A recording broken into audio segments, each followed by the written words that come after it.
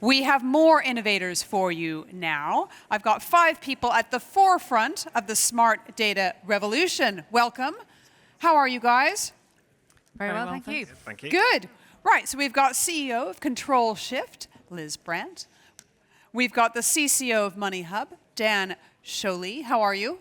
Very good, thank you. Good. We've got CEO and founder of Icebreaker One, Gavin Starks. Welcome. We have the open futurist at Raidiam, probably the coolest title. Missing the C-suite bit, but yeah, I get props for originality. And we have the head of digital and data policy at Which, Millie Zimemta. How are you? Good, thank you. Good. Is that working? Okay, we'll get another one for you. So first of all, I want to have a little quick fire round of what is smart data? What is your best example of smart data and a good use of it? We'll have a quick run through. Liz, we'll start with you. Okay, so smart data ostensibly is a general purpose capability enabling data to flow across our economy. So we've done that in open banking to enable payments. Now we're going to move that out across the whole economy. So we're talking about every single market sector and making that data available. And what's your favorite? My best example, my favorite one, I have to say, is the skills one. So it's a Singaporean example where they've created something called My Future Skills. You basically use your data to then map towards your favorite end state as far as your career is concerned. And then would our government do this? People get funded to actually take the qualifications to actually become the thing they really want. Wow, I love that. And when we think about the fact we've got to transition to a new AI set of skill base, this is a very important thing for our economy. All right, thank you. Dan, what about you? Favorite use of smart data? So I think of smart data as a combination of multiple data sets, analytics to drive better outcomes. So actually all data would be my favorite. If I was to pick one at the moment, I'd say pensions, biggest or potentially second biggest asset, really underutilized, but misunderstood, and we can do a lot to improve that for millions. Oh, okay, Gavin? Good morning, everyone. Yeah, my example here is with smart data reduces cost and friction of data portability while maintaining data rights along the way. And my example is in the green lending space, where smart meter data from electricity smart meters is now being used in the due diligence process for green lending. So it's a cross-sector example of data sharing, but it's always with the permission of the customer. Cross-sector, really interesting. Marie, what about you? Yeah, so just to add to the whole smart data definition, actionable data for insights or actions like payments, etc. And again, echoing Gavin, cross-sector. So the most relatable smart data example is property buying. So digitizing the home buying process to absolutely slash the risk, the cost, and how long it takes, and not have those scenarios where you're waiting for the other side's lawyer to respond to your lawyer and nobody has a clue what's going on. Digitally doing it in the estimates are as little as 3 weeks. I mean, who does not buy into that as a use case, a solution-based example of smart data for the UK? Thank you. Millie? Thank you, Edie. So I'm representing which is the UK Consumer Association. So my perspective is going to be about consumer interests. Smart data is hugely exciting for consumers because of the benefits to consumers. And just to say, smart data isn't any old data. It's specifically consumer data, right? So that's really vital, the consumer benefits. So just to take retail as a sector, as an example, with smart data, it will reduce the loyalty penalty. It will enable kind of switching between different providers, for example, getting better rates because of being able to switch more easily and so on. So it's going to improve competition, innovation, all the benefits to consumers. It'll improve customer satisfaction, or it could do if it's done right. But I think that's what we're going to discuss in this session. Exactly, because it isn't necessarily going as fast as we would all like it to. Let's talk about a very specific example of where we're already seeing smart data being used, and that is open banking. So I'd like to know, what has open banking taught us, both in a positive and a negative way? So Marie, what do you think? Okay, so the UK has a lot of positive points with open banking. So the way we did it, it was mandated, there were standards, there was technology. That technology was provided by the government for the industry. All of these things we got right, much better than Europe and some of the other implementations. And I think that's a real key learning for the smart data schemes. If you don't mandate sectors to take part, then the uptake is going to be slow and the ability to access the data is going to be frustrated. So doing it in a very prescriptive way with deadlines and tech and standards is absolutely critical for us to get a move on, and that's what we're discussing on this particular point. Okay. Anything they didn't get so right? Well, lots. Pick one. Well, let's look at incentives. So there was a lot of carrot. There was a lot of stick, not enough carrot. Okay. And one of the things that has been realized is that in order to provide an incentive for people to invest, better products and services, you have to provide an ability for people to monetize it. Now, this isn't the basic core data right access to your data, but for enhanced services, value add, etc., that there has to be a very clear reason for fintechs and banks and all of the other sectors who are not used to sharing data to participate. So I think getting the incentives right is absolutely critical. All right. Liz. Yeah, so I think a couple of things that we got really right. We got Good. Let's be positive first. absolutely. We built a new engine, and we did it before anybody else did. And on top of that, we enabled our challenger banks to actually go out there and build new market opportunity. Fantastic. Just like any other innovation, that new thing, that new engine has to come out of the mine like the steam engine did and become something that enables all of us. So we now need to take what is open banking and move that horizontally across everything else. So we take something like the Raidiam platform, which enables everybody, the Raidiam service, actually, not platform, I would call it. It governs the whole open banking market. That definitely is a sideways opportunity, as in it will go across markets. So there's a number of things, the right to recourse, those sorts of component parts we've got right in open banking. We've got a number of those we can take with us. Now we have to build something that's actually going to enable individuals, not just payments. And I think that's the thing that I would say we didn't do very well, which was focus on the individuals, and with that, People. the value. Individual people. People, us. And then focus on the value, which comes back to the sustainable market. And I think that's where the next phase takes us. Okay. Dan, what would you say? You can be negative if you like. What did we get wrong? Well, I was going to start with positive. All right, go on then. Unlike my normal stance. So we did it. I mean, that's a positive thing. We did it. We delivered it. And we delivered, actually, the majority of it in just a few months. The banks pulled together and got it done.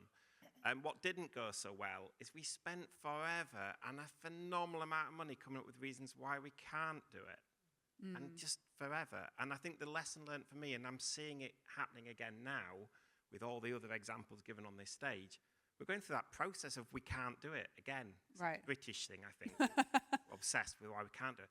And we know we can do it, because if you can do it for banking data, there's very few data sets you can't do it for. Okay.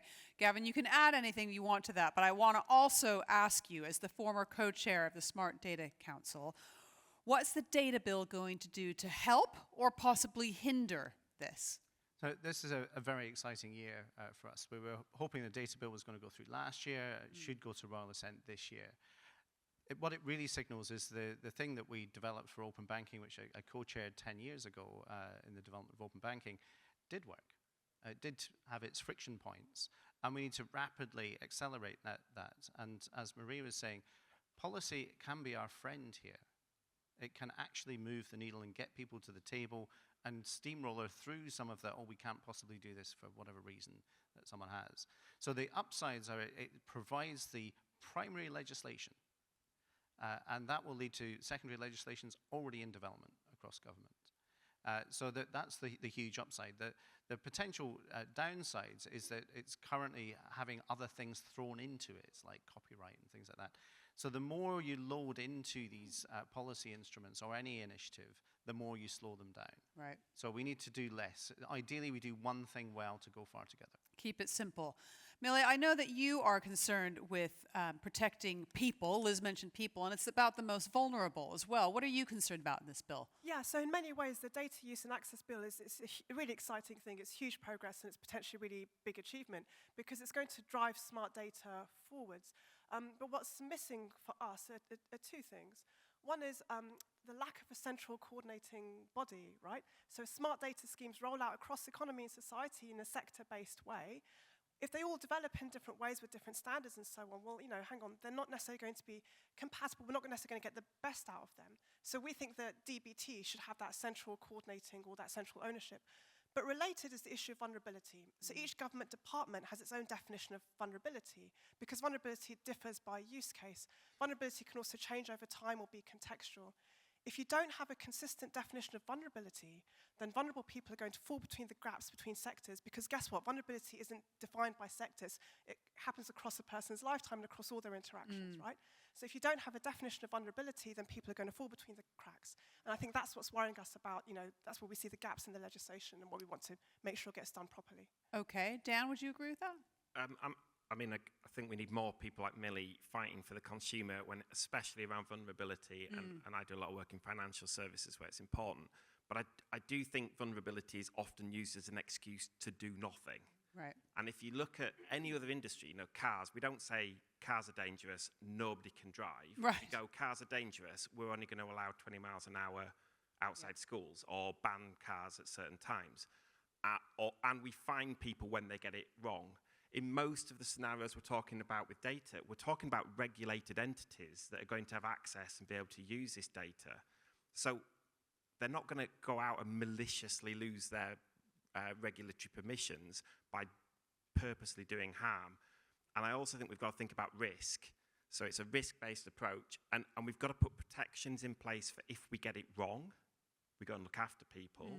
But we shouldn't, and pensions is a great example of this, we are, as an industry, actively about to do harm to everybody so that we don't do really bad harm to a small number of people. It's bonkers. That's because pensions is complicated, so we're concerned with the smaller, more complicated pensions rather than what most people have. Is that right? Correct. And also, we're going to delay rolling it out. We're going to take a lot longer because we need to think about every little scenario. Which means the vast majority of people are actually missing out. And in order to test this, we're going to roll out something that doesn't tell people, doesn't help people. It just says, here's your pensions. So then they can take it off and go down the pub and ask their mate Dave. That isn't protecting vulnerable people or helping the mass market.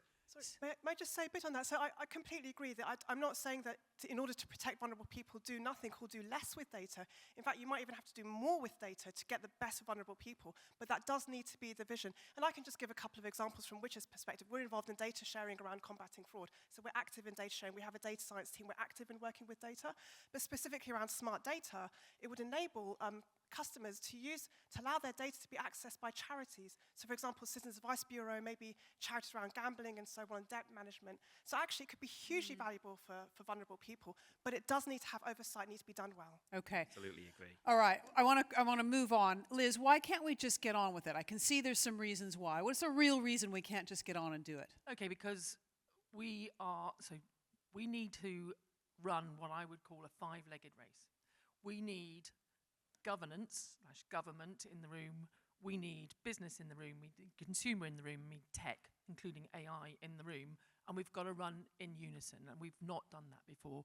It's normally been a relay race. Let's wait until, this is a really typical Brit thing to do, let's wait until the regulators tell us to do something, and then we'll go fish in our compliance bucket and find something, and then we'll work out what to do with it as a business, and then maybe we'll get consumers involved, and then we'll bring tech in to sort of, we've got to run this thing in unison, five-legged race, and that we have to learn to do. And I think the way that we've got to do that is to run agile proof of concepts based on value, pulling out what we need as far as regulation and governance is concerned as we go along. And Bhutan has done it. Is that right? And Bhutan has done it, indeed. I would encourage everybody to go and have a look at Bhutan. Only 700,000 people, but those 700,000 people have gone five-fold increase in their per capita GDP.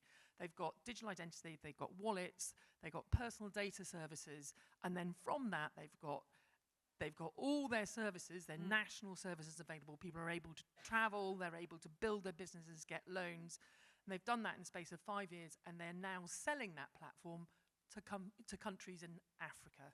to actually enable people to do the whole thing from scratch. Okay. Marie, do you think that pilots could help here, get us going? Yeah, completely agree. And waiting until we know how everything is going to work, we will never ever get there. And what there might look like completely changes. So the earliest use cases for open banking aren't the ones that have been the most successful. So doing some pilots with the schemes that we know are going to be prioritized for 2030 is the date we're sort of working towards at the moment with smart data in the UK for the first schemes. Getting some pilots off the ground, we have the technology, we can use the policy decisioning that we've used for open banking. Let's put it in a sandbox, let's invite all of the stakeholders, and let's work out what works and what doesn't. Let's war game it from different perspectives, vulnerable citizens, businesses, small tech companies that need to provide some sort of investment timeline to really sort of start building and scaling up. So absolutely, we already know what some of these examples could look like. Icebreaker 1 are doing a sterling job with Pegasus, which... Perseus, sorry, I always call it Pegasus. I have a thing about horses. So Perseus is this carbon reporting, green financing scheme, which has been completely off their own bat and not been enabled by the regulator. They've just gone ahead and done it and got the grassroots support. So it's all possible, and we just need to crack on. Interesting. Gavin, what's the one thing you think regulators could do today that would help catalyze for faster action? Well, I think there's more than one thing. I think it's taking initiatives like Perseus and getting behind them, and having regulators present in the room moves the needle. So there's a soft power through, you can dial that up to bigger sticks. So with one of our programs called Open Energy, we invited the regulators and the code bodies as observers right at the beginning, 4 years ago. And that's helped socialize and build common understanding of what's possible. But they need to get behind individual use cases. And to Liz's point, and I think everybody's point, we've got to lead by example. There's no point in trying to say, well, generally AI will solve all the problems in the world. That's not a good approach to anything, I would argue. I would love AI to solve all problems. The better way is to say, which problem do we want to solve? And on Perseus, we've got, last year there were over 200 people working on it, 9 banks and lenders, 40 different carbon and accounting application providers, 15 trade associations, and so on. These things are non-trivial, but they are possible. And I think this is, back to the point earlier. These things are possible. We know how to do them. And so we can navigate through the tough questions and fail fast on certain things and move forward. Ultimately, though, regulators do need to start regulating and not spending years and years and years working it out for themselves. Please copy open banking directly. It'll save you 2 or 3 years at least. We're watching other regulators right now go through a learning process. Now, everybody has to do that, but we can do it much, much faster because the design patterns are very well proven, not just in the UK, but around the world. Do you want to add to that, Liz? Yeah, I think I totally am there with agile, move forward, experiment, fail fast, etc. I think, however, what I see is people doing that over and over again and just doing the same thing over and over again. What we need to do is learn from those experiments. And how do you do that? How do you learn? And create common components that work. Because quite often they get to the point where there are components that work and then they all fold. And what would happen in the Silicon Valley is that person, that team would then fold into another business. Here that's not happening. We don't have that capacity to do that. So we have to have a way of making those common components usable again somewhere else. And that's what we need to try and work through. That's what I think government can help bring to it. I think that consistency of common components. Okay. If I could add another thing to consistency, although we've got quite a way and a runway with this government, we still have to think about what it's going to look like in 5 or 6 years' time. I think we need senior sponsors in places like the House of Lords.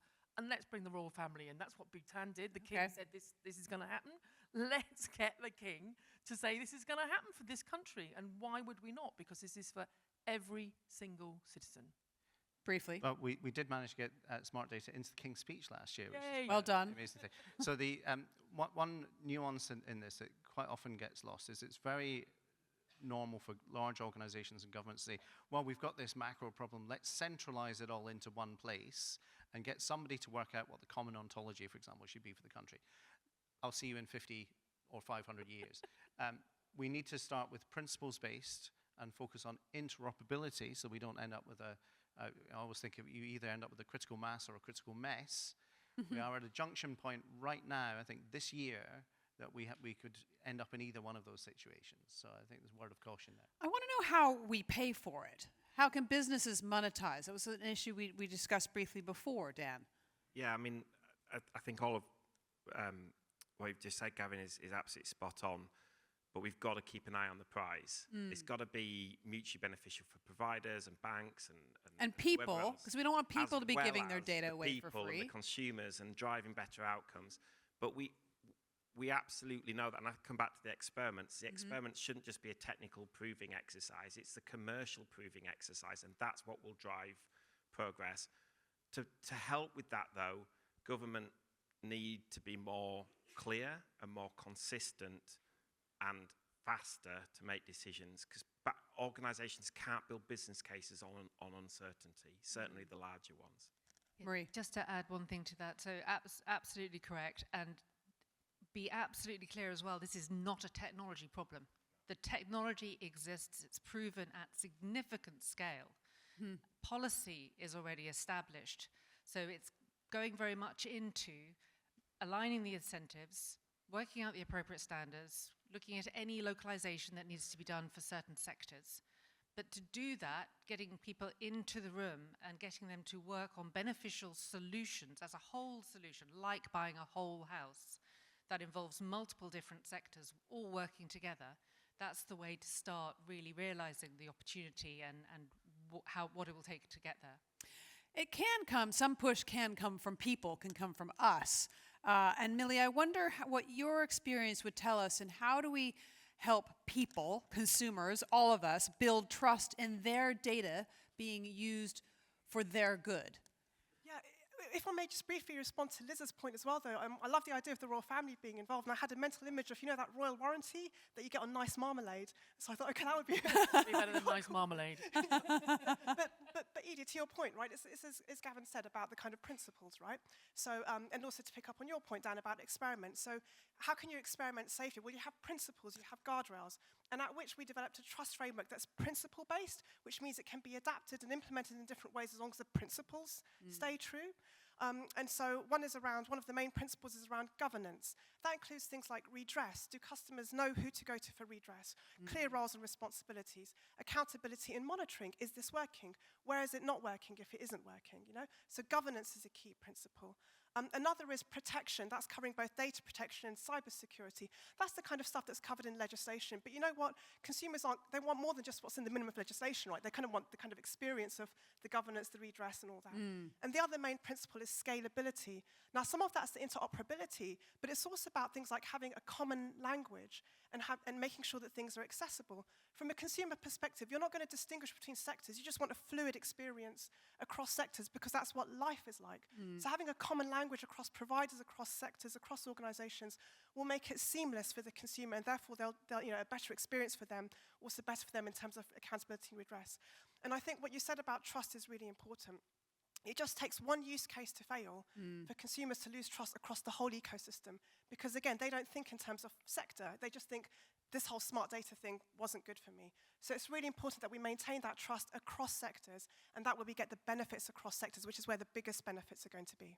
Trust is the dark matter of the universe, trying to hold us all together. Right, my friends, we are out of time. You've been fantastic, a great panel. Let's give them a huge round of applause, ladies and gentlemen.